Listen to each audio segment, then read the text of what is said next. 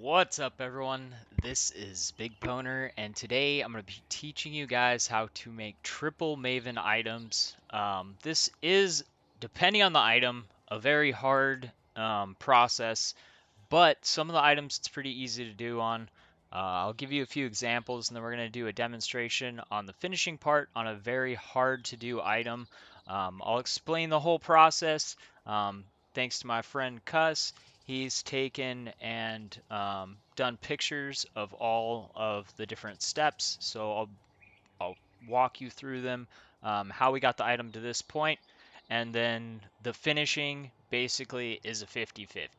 And it's the only part of it that is that's a 50-50, which is basically because we want um, three specific Maven elevated mods on it.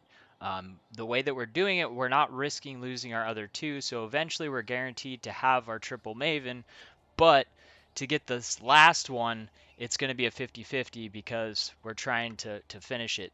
If you wanted to go for a 4 times Maven, that would just totally be kind of like a risk, because once you have the third one on there, you'd have to add two more influences, and then you'd just be completely risking it because it would wind up pulling from any spot on the item. So that would be really, really risky. And I don't know if I would recommend that unless you just have like crazy, crazy currency to throw around and you just want to do it. Okay, so the item that we're talking about, we're making in this specific example, we wanted to make a elevated frenzy, elevated power, elevated number percent explodes. So the way that you have to go about this is you have to start off with the two that are either going to be suffixes or prefixes. And the reason why you have to start this way, which means basically before you awaken orb them together, which is how you're going to get it to two Maven elevated modifiers, you have to have the two that are going to line up, because we're talking about 3 times Maven. You have to have the two that are going to be suffixes or prefixes have to be the first two that you put together. The reason that we have to do it this way is because to get the third one without risking the other ones, we have to do prefixes or suffixes cannot be changed. By doing that, it protects those two elevated modifiers that we already have. So that's how you're going to have to start off. We're going to go ahead and show you how this item started out.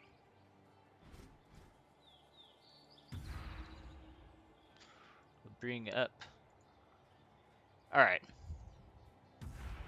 So the two bases that we have, we start with one keeper base and one base that will get eaten by the Awakener's Orb. Pretty simple. You isolate the two mods that you want. You elevate them. Once you have the two mods elevated that you want, then you slam them together. These were the two pieces beforehand. This one right here is the keeper base. As you can see, it before you add all that stuff, you know, you get your 6 link, your 30% quality, all that good stuff. This one has the power charge. This was the other one with the frenzy elevated modifier. So this one gets eaten. You basically at this point just take the Awakener's Orb, you click on your base that you want to be destroyed first, apply it to your keeper base, and then you wind up with this here. You have your 2 times Maven elevated in either your suffix or your prefix. So what made this item hard, or what makes this item hard, is not making it a 3 times Maven. In this specific case, it's kind of hard. We'll go ahead and look at PoEDB and we'll see the reason why this is kind of a hard craft. So this is kind of a hard craft, and the reason why is because we have the number percent explodes, which you basically have hardly no chance of natural rolling. It's 25 stat, which the lower the stat is, the harder it is to roll. And then there's 3 other physicals. Luckily, one physical blocks the other, so you can force the percent explode on there on the top once it's clear with triple physical, which you're able to do this by doing by basically blocking the bottom, wiping the top, and then 3 physical slams. Um, then the way he was doing it was to get it to the way it is right now is by doing 1 remove physical, and he has a 2 out of 3 chance of not removing the number percent explodes. So this is kind of the situation that I was saying is kind of hard. The reason why you couldn't go for the other ones, like we couldn't start with 2 elevateds on the top and then get frenzy and powers, because the power charge you can get with critical, but the frenzy isn't tagged with anything. So that's something that we couldn't modify with harvest. So that's something that you have to pay attention to when you're deciding how you're going to craft your item. So we have the frenzy here. The only tag is frenzy charge, which is something that we can't get. So we have the critical tag on this, so this is easy to put on. I do want to say a win-win situation when you're trying to elevate your your bases. Instead of it being a 50-50, what you do is you take and you get 2 good modifiers that are both have value. Like obviously there'll probably be one that you want to use, and then there'll be another one that you want to pick that's going to have value. So if you get the one that you didn't want, then you can sell that base to someone else, and then they'll be able to use it, and you won't have lost currency. Which my friend in the crafting process had that happen a couple times, and he actually made a couple exalts. So it takes a little bit more effort to get 2 mods that are good on there, but it makes it so that you're not just throwing away currency when your Maven orbs miss. So now we're at this point. Um, as I said, the way that he got the top to have the two modifiers that are now able to be Mavened, at this point it's going to be a 50-50 chance. We're not going to risk losing our elevated modifiers, which are in our suffix, and we're going to do that by taking and crafting on suffixes cannot be changed. So we put suffixes cannot be changed onto this item. So now what we have is we have our bottom elevated modifiers protected by suffixes cannot be changed. And now we just are going to Maven it. The only things that can get pulled from is the number percent of physical damage from hits taken as lightning, or our number percent explodes of life as physical. If it hits that, then we're done. I am going to say if we do wind up hitting it on this one, then that actually turns out to be we hit it right on the 50-50, the expected number of tries, because there's already been one attempt at this that wind up failing. So I don't want you guys to be like, oh, first try, we're gonna get it first try. So that actually wasn't the case for this craft, but we're not going to have like multiple attempts. So this is going to either elevate the number percent physical taken as lightning, or the number percent explodes. For my friend, I'm going to hope we get the explodes. We got the explodes! Yeah! I'm going to link this to him. So now we have a triple elevated item. And then now at this point, it is... I have really, really good luck for other people. So now at this point, this item, we can basically do anything that we want with it. It has 2 open prefixes. We can go ahead and craft stuff on there. Going for a 4th Maven, like a 4 Maven item, honestly isn't even like you could do it, but it's so risky because the thing is we had no chance of losing our elevated modifiers. Like that's why going for triple elevated, if you can afford it, is using this process. You're guaranteed not to ruin anything that you've already made. This is the only real risk, is this 50-50, which if you're like, all right, I can do the 50-50, it's probably going to cost me 2 Maven's orbs. I'm going to have to do some harvest crafting. If you can afford that, then you know you're not going to ruin the item. So like going for these triple elevated modifiers is definitely something that if you have the currency, and you know there's 3 things that are going to really benefit your build, which is going for a BV build that's using power charges, frenzy charges, and obviously it's a conversion from physical to elemental, so it's going to massively benefit from the increased area of effect and the number of percent explodes. This chest is going to be absolutely crazy on this build, and then we're going to wind up putting other stuff on it that's going to make it even crazier. So we just fixed the area with the randomized physical when run it. So then at this point, this item is basically just craft and slam till done, because we've got fire resistance on the bottom. I will give you one extra tip. If you wind up with something really nasty on it, like say, this is a really good tip, which you know, I'm kind of shooting myself in the foot because I need to buy some of these modifiers to fix one of my items. I'm going to give you guys another example that's like an easier craft, which is one that I'm doing. So if you had, like, say our elevated modifiers, and I wind up getting this finished product, but I have something bad on there that like has a tag with something that I have, like say I have this number percent physical to melee attackers, so it's physical tagged and it's absolutely trash for the item, and I have 3 elevated modifiers on it, so I really don't want a triple elevated chest that has, you know, some trash physical reflect low tier, just making my item look so ugly. The way that you can fix that is you're just going to use remove non influence, add influence. So this is a safe way to basically remove something like that that's not an influence modifier. We could wind up getting something like, let's pretend in this case that that's on there instead of that prefixes cannot be changed. We could wind up getting something like that we don't really want, that winds up getting stuck there, like maybe blinds, which isn't really that bad. And you know, you'd much rather have like blinds nearby enemies than physical reflect.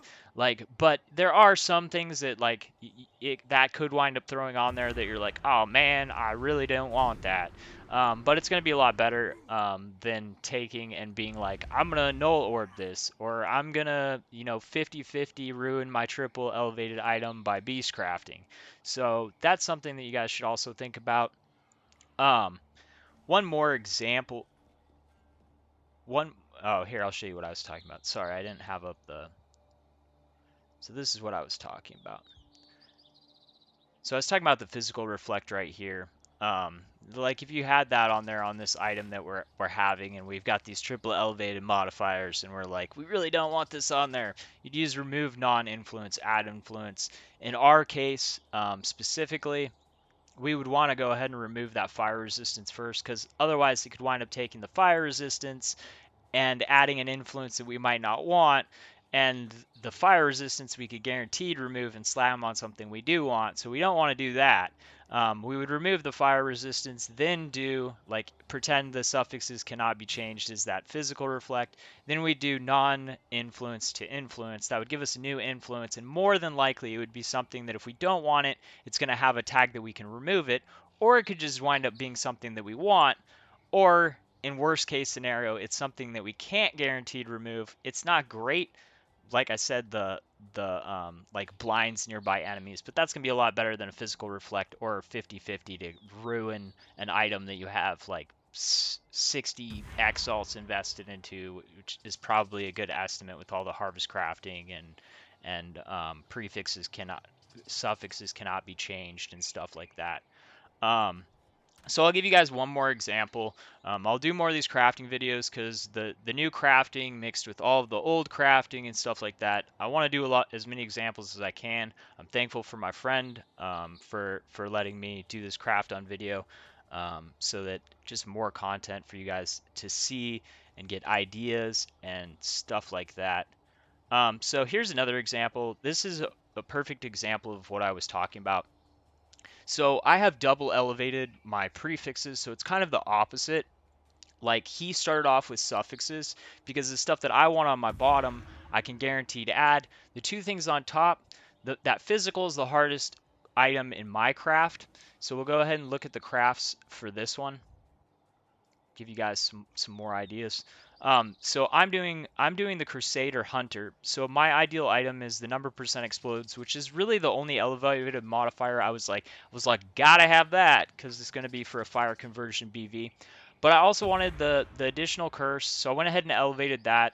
The other things that I want on this is I'm gonna want the spell crit, and then I'm gonna want the power charge. So I started with my top because although having double Maven on the power charge and the spell critical would be cooler, I can have triple, and I would prefer to have the power charge, but spell or power charge is going to be really good.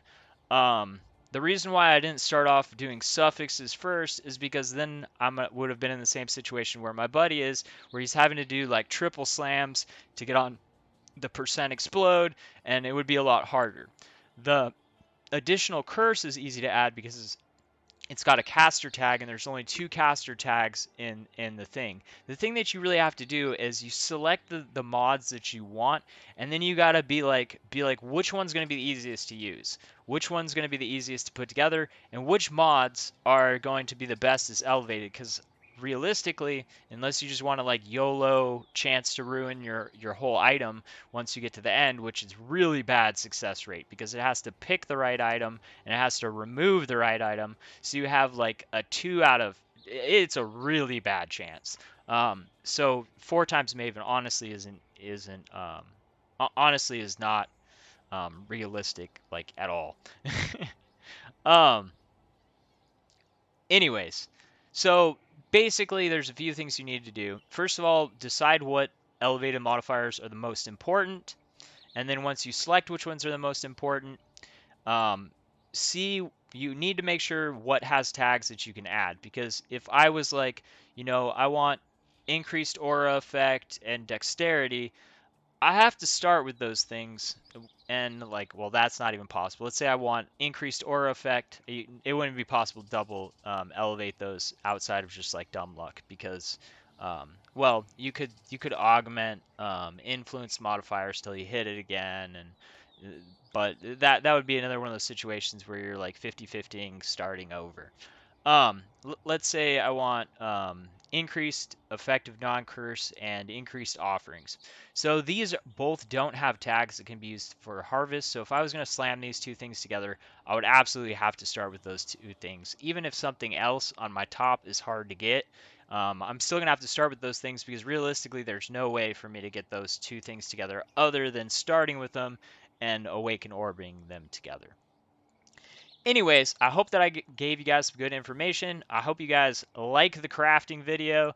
This is a super sweet item. We're going to wind up doing health as extra energy shield. I don't know what the last 2 things that are going to get put on this, but I know we're doing health to extra energy shield, remove the fire resistance, and then slam 2 more things. Probably going to add a defense modifier reroll to like really high ES. Which there's no defense tags in this, so that's a guaranteed just remove add till you have tier 1. This item's gonna be dope.